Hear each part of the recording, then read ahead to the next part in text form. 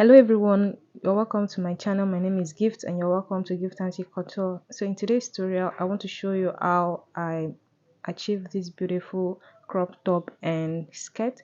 So if this is your first time of coming across my channel, please do well to subscribe so you can always get notified whenever I post a new video. And to my old subscribers, thank you so much. So without wasting much of our time, let's get started. Okay, please do well to subscribe.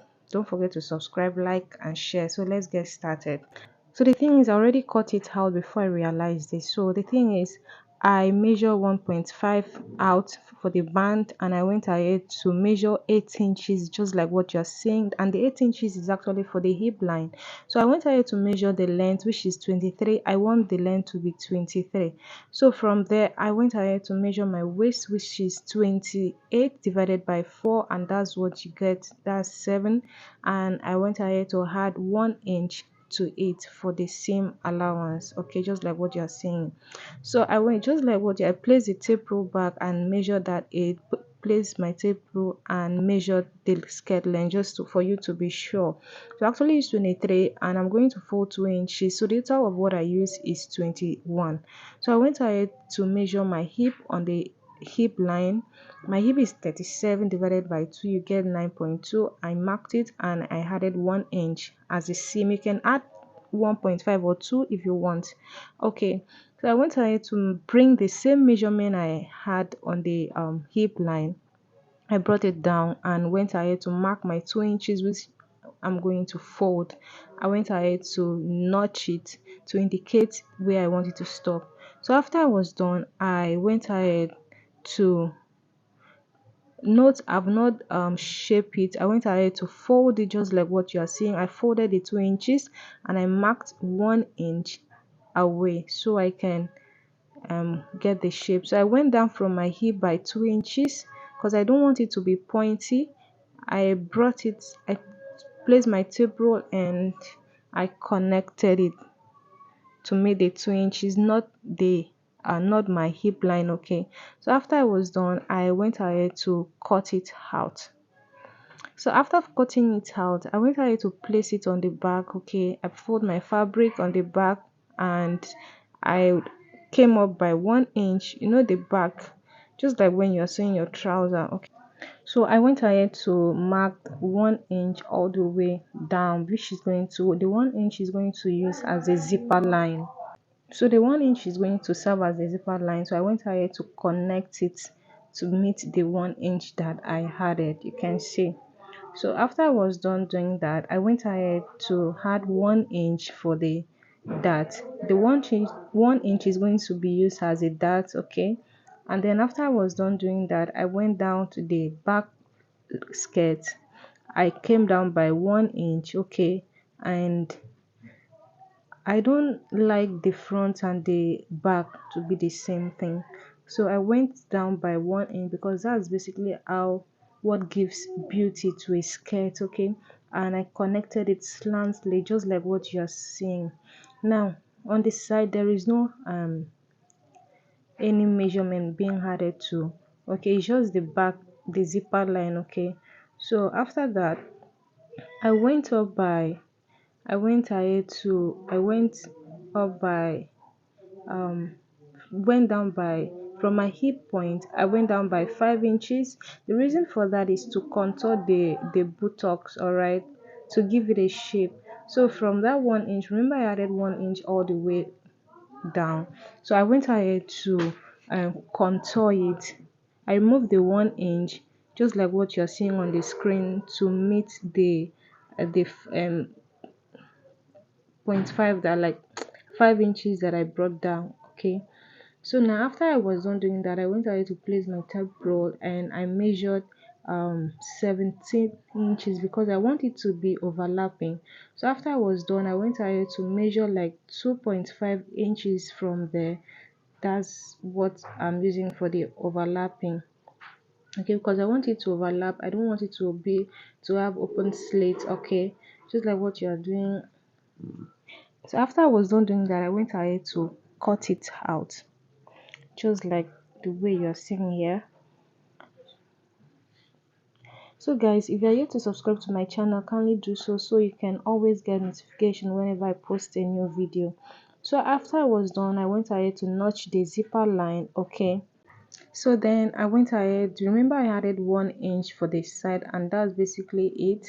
So I went ahead to cut it out just like what you are seeing on the screen. Okay, so now be careful not to, but if you don't want that, you can cut the 1 inch out. Okay, after I was done, remember my bow span is 7. So now I want to fix that 1 inch where it's meant to be, because I'm not leaving it there. So I went ahead to divide my bow span into 2, which is 3.5. Okay, and I minus half from it and then mark 3 inches. Note that measurement is part of it. So and then I included the 1 inch. Did you just see what I did? So I went ahead to notch it. Remember, when taking this measurement, your zipper allowance is excluded. So after I was done, I went ahead to fold my fabric to cut the front, and I made sure that the white pattern is actually centralized, because that's what I want. My shoulder front is 13. Okay, and I divided it by 2, which is um 6.5, and I added half to it, making 7. So on that 7, I marked 1 inch, which is going to serve as the shoulder slope. All right, so after I finished doing that, I went ahead to mark half inch, which is going to serve as the shoulder joining. So the total of what I use now is 1.5. That's basically the measurement. Like 1.5 is the measurement to get the shoulder slope. No, the 1 inch is to get the shoulder slope, then the half inch is for the joining. So I went ahead to measure the length of the top, just like what you are seeing on the screen, and I marked 19. I wanted to use 19 before I remembered that like this is a crop top, so I had to reduce it. Okay, so after I was done doing that, I went ahead to mark my bust point, which is 10, just like what you are seeing on the screen. Just like what you are seeing on the screen, I marked 10 inches just on the line, just like what you are seeing, and from there I measured my bust. Remember, my bust is 34. So in this case, I'm not going to use the same measurement. I'm going to add 4 to it. All right, so adding 4 to 34, that's 38. So 38 divided by 4, okay, is 9.5. Basically, in that's you just added, that means I added 1 inch to my actual measurement. Okay, so if you don't want to go through the stress of dividing 4 inches, just measure the actual bust measurement and add 1 inch to it, and then add your seam allowance to it. So the measurement I had, I brought it down, and that's what I used. I went up by um 2 inches to mark my across chest, and on the across chest I marked my across chest measurement, which is 12 plus 1. I had it divided by 2, which is 6.5. Okay, so after I was done doing that, I went ahead to so after I was doing that, I measured the distance from my actual bust measurement to where I marked my across chest. Please, that's be mindful of the stripe. The white pattern is not included. So whatever measurement I have, I'll divide it by 4 and contour it. So on the across chest or shoulder line, connect it to meet your across chest. Put your tape roll on the midpoint, divide your across chest, divide it into 2. Whatever the midpoint is, mark it, and go in by 0.3 to contour your armhole. So that's basically how to contour your armhole. All right, so after I was done, you can use your French curve or you use your hand. I just feel like, well, this is, I'm not using I went ahead to cross check my armhole, and I realized I have 9, and that's okay since it's a free top. Okay, so after that, I went ahead to mark 1.5, which is what I'm going to fold inside. So in this class, in this tutorial, there is no need for side bust. Okay, the top is free. So after I was done, I went ahead to place the front, okay, to cut the back. So it's actually the same thing, but the difference is just the shoulder back and the across back. Okay, so my across back, my shoulder back is actually 14, Okay, so I'm going to divide it by, I'm going to add 1 inch, making 15 divided by 2, you have 7.5, just like what you're seeing on the screen.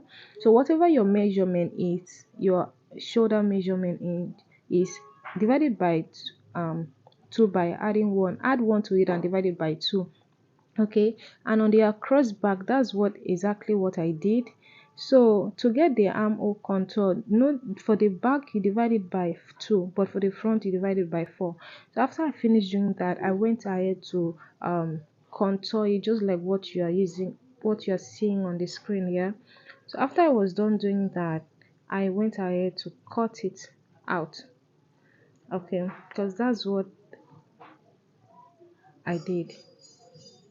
So after I was done doing that, I went ahead to cut the neck. Okay, so it's the neck is not too wide, so the width of the neck I used 3, then the depth I used 3.5 to cut the neck, just like what you're seeing on the screen.